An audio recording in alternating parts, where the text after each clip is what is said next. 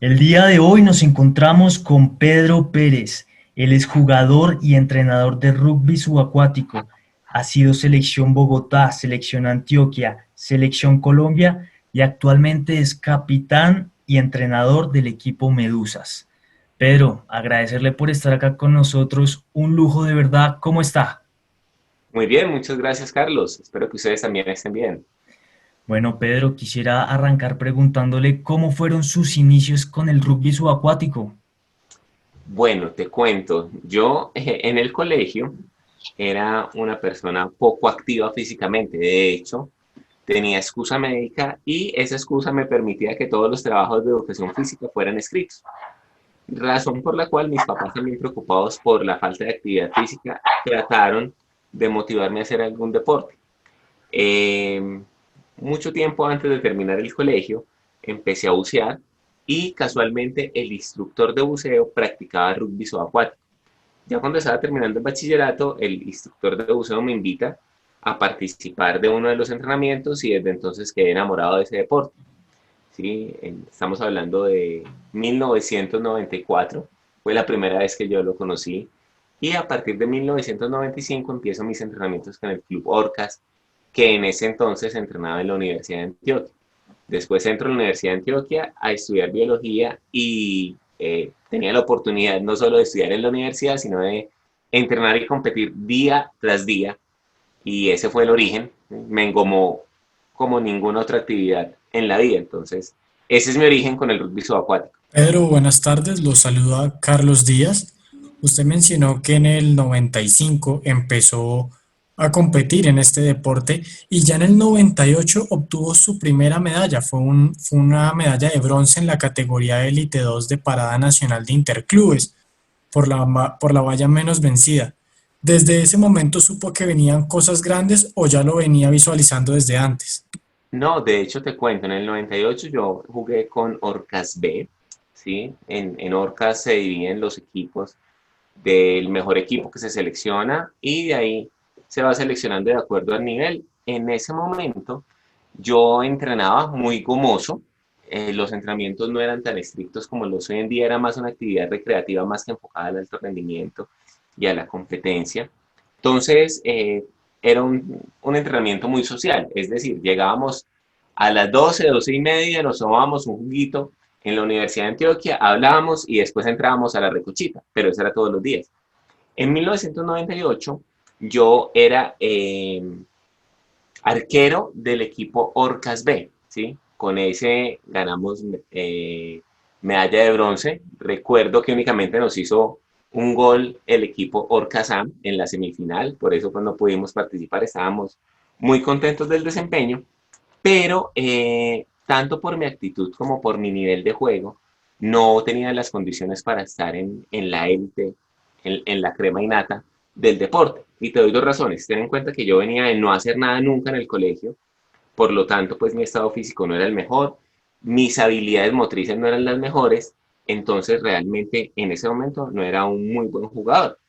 Y de hecho, fue una sorpresa para muchos, incluso para mí, que después fuera convidado a participar en el equipo élite. Y te estoy hablando de que para el 99 empiezo a entrenar para quedar en la élite y solo hasta el 2001 lo logro para estar en Orcasap. Estamos hablando de 6 años de entrenamiento para poder quedar. Ahora bien, haciendo un pequeño resumen de cómo paso yo de ser un mal jugador, sí muy gomoso, pero un mal jugador a un buen jugador, simplemente es que empecé a analizar cómo mejorar y desarrollé ciertas técnicas, aprendí a evaluar muy bien a los jugadores, a los equipos y eso me permitía optimizar los recursos que tenía. También por la goma y el tiempo empecé a entrenar físicamente y eso me ayudó a potenciar. Entonces, en algún momento fui muy, muy, muy buen jugador. Tanto así que después fui convocado pues a la selección Antioquia y posteriormente nos ganamos el derecho a ser selección Colombia para el 2003. Buenas tardes, Pedro. Lo saluda Daniel Reina y bueno, aquí tengo dos preguntas básicamente para hacerte. Han sido más o menos 25 años de carrera. ¿Cuál ha sido tu mejor experiencia en este deporte? Y la segunda que tengo para hacerte, excluyendo este tiempo de pandemia, estos 6, 5 meses de cuarentena, ¿en qué ha cambiado el deporte desde que Ok. tú lo podías practicar a ahorita que, digamos, lo diriges, ¿no? Lo ves desde otro punto de vista. Sí. Te respondo primero la última pregunta. El deporte ha cambiado mucho, ¿sí? Cuando empecé a jugar, y te hablo de 1995, se veían peleas campales donde literalmente la gente se tiraba al agua a pelear, ¿sí? Era un juego que terminaba muchas veces en violencia y eso era entre la falta de conocimiento del juego y la falta de juzgamiento. Entonces, el no tener buenos jueces permitía que la gente, digámoslo así, se calentara y respondiera agresivamente. Entonces, era muy normal que los partidos terminaran con expulsados o incluso con gente peleando. Eso mejoró cuando se empezó a arbitrar más estrictamente los partidos. Antes decía, si no le pegó, no es falta. Hoy en día, gracias al arbitraje un poco más previsivo, al cuidar un poco más a los deportistas, se establece que si ya hay una acción que eventualmente puede desencadenar una agresión a la integridad física del deportista, el juez pita por si las moscas. Entonces ese es un buen punto pues como para tener en cuenta. Dos, el, el juego cambió muchísimo desde su estrategia misma. ¿A qué me refiero? Cuando yo empecé a jugar, el superhéroe era el que era capaz de entrar, a hacer el gol, y este es un deporte de contacto, entonces si uno era capaz de meterse con 5 personas y hacía el gol, ese era el mejor jugador. Hoy en día, básicamente se cuenta es quién hace más goles, y a veces uno puede encontrar la cancha vacía y eso es igual de válido. Entonces, entre menos contacto se tenga hoy en día, se optimiza muchísimo más algunos recursos. No es solo una estrategia de juego, sino que también evita ese contacto físico y violento. Ahora bien, ¿sí? Cuando, cuando yo empiezo a jugar, el deporte era muy, muy diferente, ¿sí? Y al principio, cuando yo empecé a jugar, era precisamente ir a retarme con la fuerza con otros de mis amigos. Y era un grupo muy, muy chévere. De hecho, pues nosotros entrenábamos en las noches y el viernes sagradamente. Éramos estudiantes en ese momento, pues no salíamos a tomar cerveza, sino a jugar y al final a comer empanaditas porque salíamos con mucha hambre.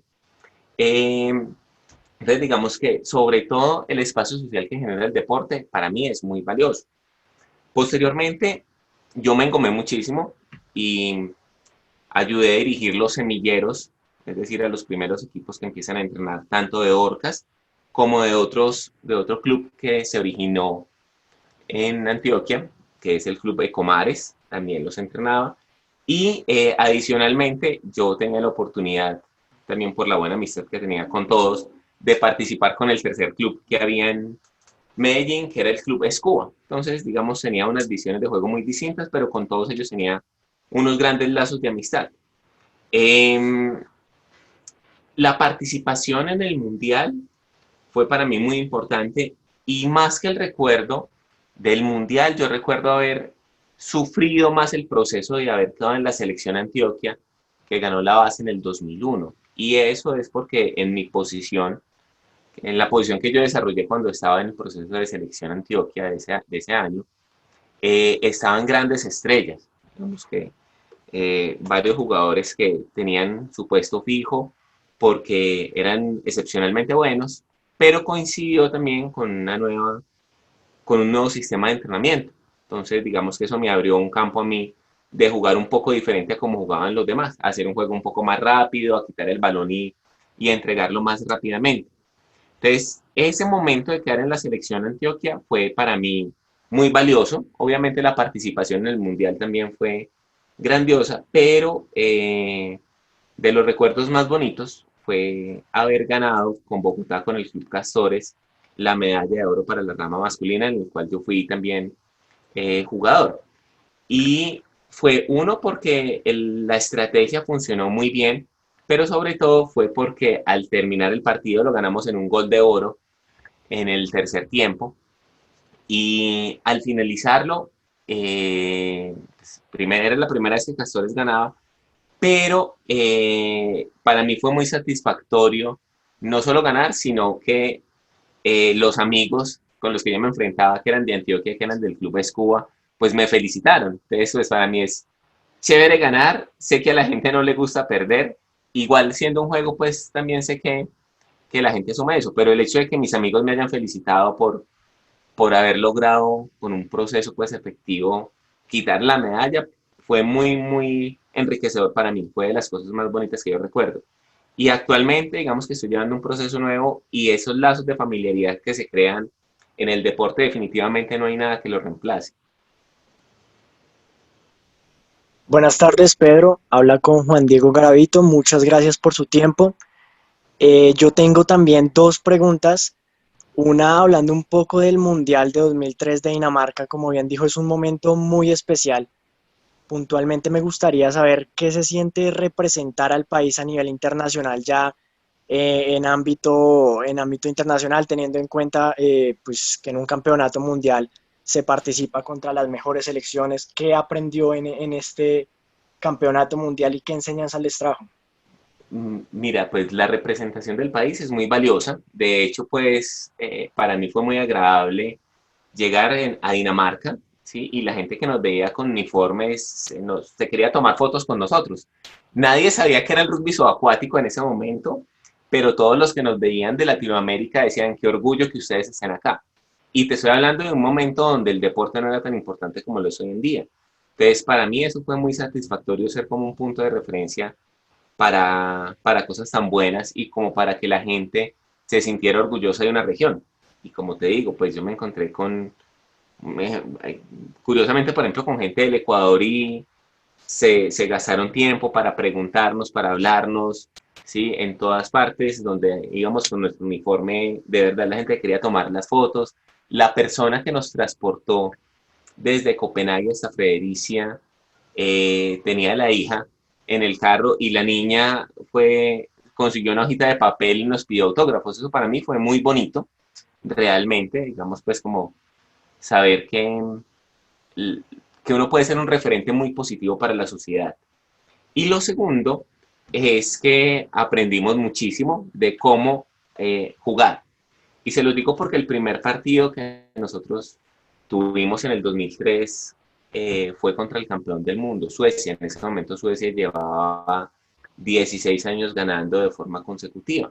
Era el equipo más duro. En ese momento, digamos, no teníamos el acercamiento que tenemos hoy en día de los videos, del internet y la información llegaba con 4 años de retraso. Y empezamos a jugar, nos golearon, ¿sí? Estos partidos de rugby normalmente quedan 1-2-0, 1-1, cosas por el estilo. Y esta vez perdimos 8-0, ¿sí? Y éramos muy buenos jugadores, jugábamos supremamente bien, pero no sabíamos cómo jugar y no sabíamos los avances que ellos habían hecho. Dentro de esa interpretación de la forma de jugar, había faltas que nosotros no consideramos que fueran faltas. Entonces, de esos 8 goles que tuvimos en contra, el hecho fue que nos hicieron 5 por penaltis. Cosas que para nosotros aquí eran unas faltas mínimas que decían, si no le pegó, si no está sangrando, no es falta. Nos dimos cuenta que no era así. Y eso ayudó muchísimo al crecimiento posterior del rugby.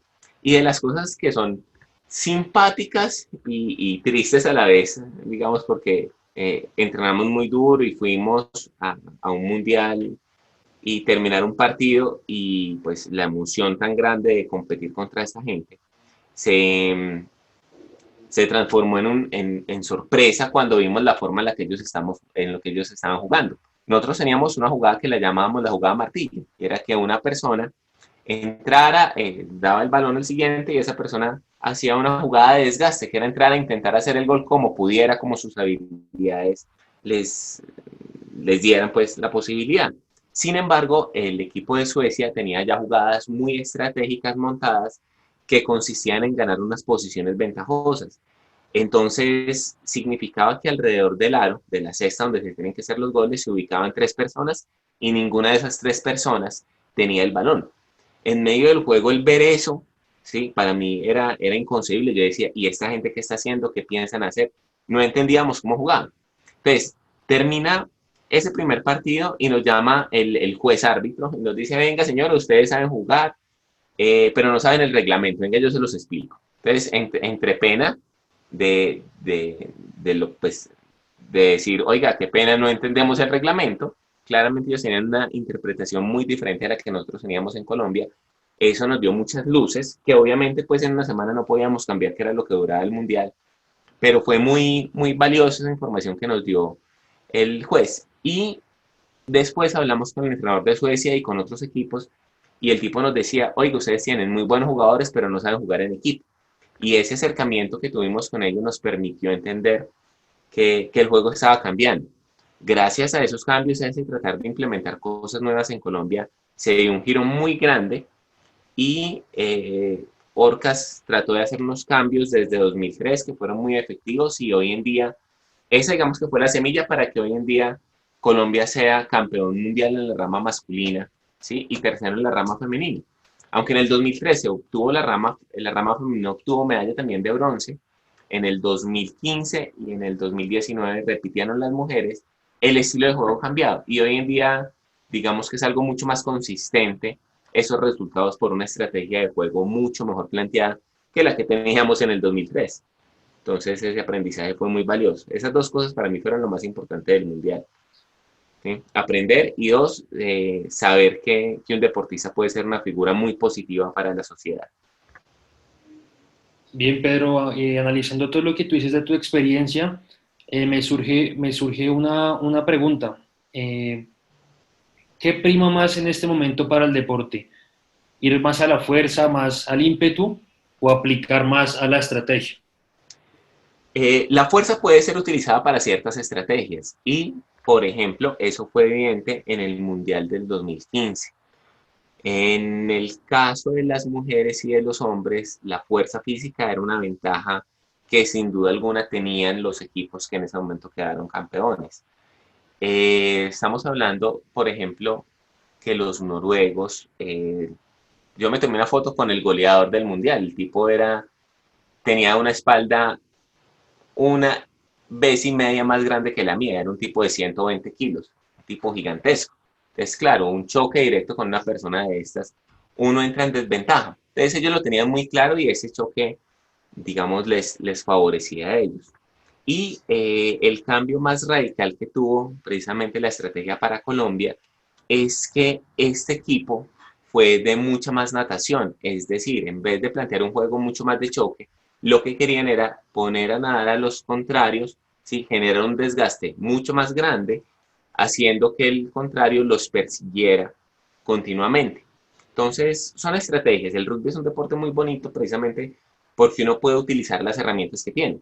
¿Sí? Entonces, si no tengo tanto físico, eventualmente hacer un choque y garantizar que ese choque realmente resulte en gol es muy eficiente. Si tengo mucho físico y puedo generar un desgaste moviendo el balón por toda la piscina, es muy funcional también, dependiendo de quién sea mi rival. Entonces, el tema de la estrategia fue muy valioso para Colombia y creo que se definió un estilo propio para el equipo que actualmente es campeón en Colombia, que es Orcas, que a su vez es la base de la selección. Y ese mismo esquema sirve como base tanto para hombres como para mujeres. Entonces, no, como te digo, yo pienso que las estrategias no solo se basan en aire, ¿sí? En velocidad, sino que también se pueden basar en fuerza.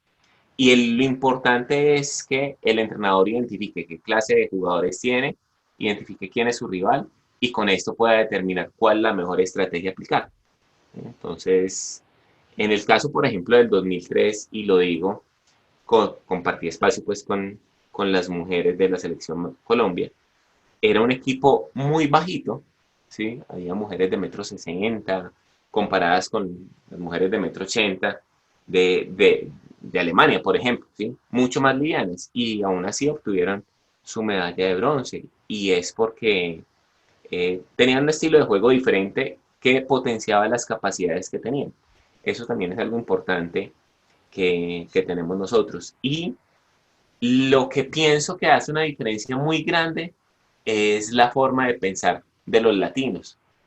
¿Esto a qué va? A que los europeos tienen un esquema muy claro de cómo está planteado el juego y todos sus jugadores tratan de aplicarlo de forma seguida y continua. Y uno lo identifica cuando uno ve los partidos de rugby en Europa. Siempre tratan de hacer lo mismo y de 10 veces con que lo consigan 2 veces es suficiente porque hacen 2 goles. Pero en el caso de los colombianos, uno ve que a veces un jugador se sale un poquito de ese esquema y crea una individualidad que a veces resulta muy bien. Entonces también creo que se utilizó lo bueno de crear un esquema muy funcional, pero que se potenció con esa malicia indígena, por llamarlo de alguna forma, de los jugadores de poder identificar cosas errores que de pronto el otro equipo comete. Entonces esas dos cosas creo que han mejorado con el tiempo. Pedro, finalmente, Carlos. ¿usted qué le diría a las futuras generaciones para que se sumen a participar en este deporte? Mira, este deporte es un deporte único, ¿sí? Es el único deporte que hay de 3 dimensiones reales. Digamos que cuando hablas de 3 dimensiones, tú puedes decir el clavado también es tirarse desde una piscina, entonces eso incluye que uno se mueve en los 3 ejes, pero realmente el rugby es el único deporte de 3 dimensiones que hay. Sí, o sea, tú puedes jugar hacia arriba, puedes jugar hacia abajo, claro. La cesta está en el fondo de una piscina de 5 metros, pero tú puedes moverte en cualquiera de las direcciones. Entonces, eso es un manejo espacial muy diferente a cualquier otro deporte. Es un deporte que se hace en ingravidez total. Entonces, el manejo del cuerpo es muy interesante, ¿sí? Ningún otro deporte te va a dar ese manejo del cuerpo, entonces es un reto manejar la espacialidad. Dos, es un deporte que se hace en apnea, es decir, sin respirar, entonces potencia muchísimo toda esta capacidad cardiorrespiratoria. Tercero, es un deporte que te exige moverte, ¿sí? Con todo el cuerpo. Es natación, pero también es manejar las manos, es manejar un balón. Entonces, es un deporte muy completo y es un deporte que, que es un deporte en equipo. Entonces, ese trabajo en equipo también es muy valioso. Es un deporte que no tiene ningún deporte ni medio parecido. Entonces, creo que la experiencia por sí sola vale la pena. Y es un deporte que a pesar de todo, es un deporte que cualquiera puede realizar, ¿sí? Me refiero literalmente a cualquier persona, no solo limitándose en edad ni en sexo, sino que tenemos deportistas, por ejemplo, que tienen una discapacidad, les falta una pierna, por ejemplo, ¿sí?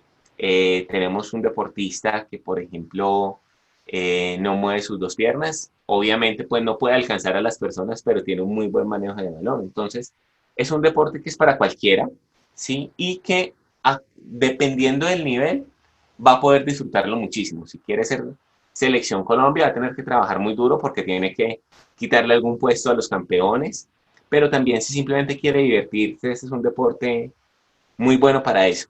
Es un deporte que no tiene un impacto porque es en el agua, entonces si tengo algún problema de rodilla también lo puedo hacer. Es un deporte donde yo que tengo 41 años todavía lo puedo practicar de una manera pues muy buena, ¿sí? Que si entreno muy juicioso puedo quedar en la selección Bogotá. Y, y es un deporte, como les digo, para disfrutar muchísimo, muchísimo, muchísimo, en todos los aspectos. Es un deporte bonito, es un deporte entretenido, es un deporte exigente, es un deporte de mucha estrategia donde pueden cambiar la balanza de un momento a otro, entonces es un deporte para disfrutar. Claro que sí, Pedro. Bueno, muchísimas gracias por estar con nosotros. Recuerde que las puertas de Pasión Criolla y de Unisabana Medios quedan abiertas. Bien, ahí estuvo Pedro Pérez, entrenador y capitán del equipo Medusas de Bogotá. Bueno, vamos a nuestra siguiente sección, Nación Deportiva.